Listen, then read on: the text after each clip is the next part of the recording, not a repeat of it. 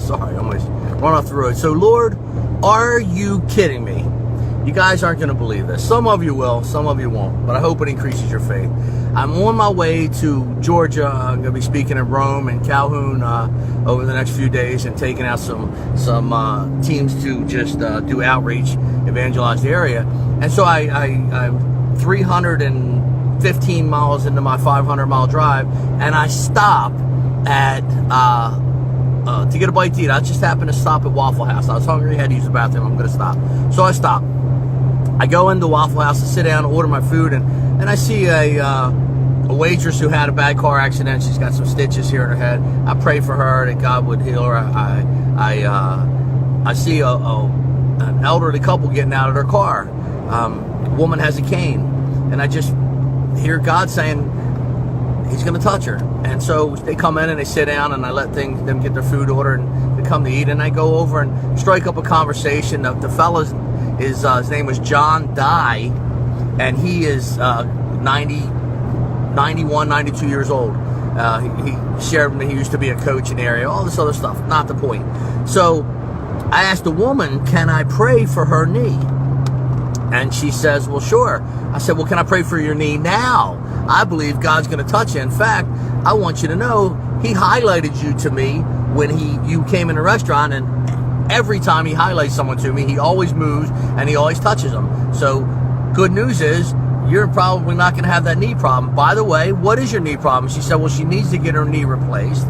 And she was up there in years, also married to this guy that's in his 90s, but she said she's just not getting it done. And she's, has a cane, visible limp. So I prayed for the lady for 30 seconds, and I asked her to check it. And she's like, what? I said, check your knee, bend it, see what's happening. Oh, wow, I don't think it hurts. I said, no, don't be nice. Check it. Push it down on the ground. She was sitting down. So she pushes it down on the ground. She said, no, it doesn't hurt. I said, no, come on out here. And I grabbed her by the hand, no cane, and she began to walk through the restaurant. No, it doesn't hurt. I can't believe it. I said, well, I can believe it. I said, what's your name? And she said, it's Lois. And here's the part that blows my mind. Obviously, I'm grateful. I love to see people getting healed in Jesus' name. I love to be a walking advertisement for what normal Christianity is supposed to look like. The woman's name is Lois Dye.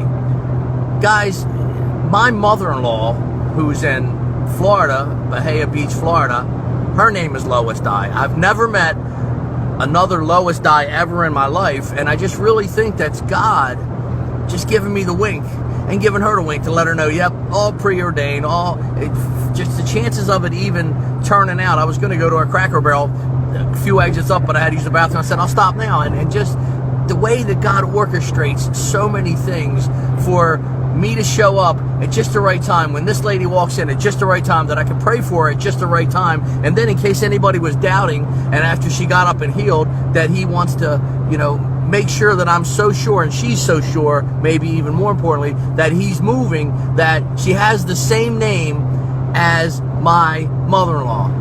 Come on, Jesus. Are you kidding me? Are you kidding me? So I don't know about you guys, but man, I'm just excited. Best time ever to be alive on the face of the planet. Best time ever to be a Christian. I promise you, I prophesy today, in the next 20 years, you're going to see more people come to the faith than you have in the last 2,000 years. There's going to come a time in my lifetime where there won't be a true believer of Jesus Christ on the planet that has any sickness and any illness or anything like that going on, because God's going to heal them all. And I'm just so grateful to be part of what God's doing. And I can't wait to get to Rome and Calhoun, because I already know God's going to show up in a supernatural way. We serve a big God. And friends, I just want you to press in. For those of you that haven't seen God show up in your life the way you're hoping for it, I promise you, it's not because He doesn't desire.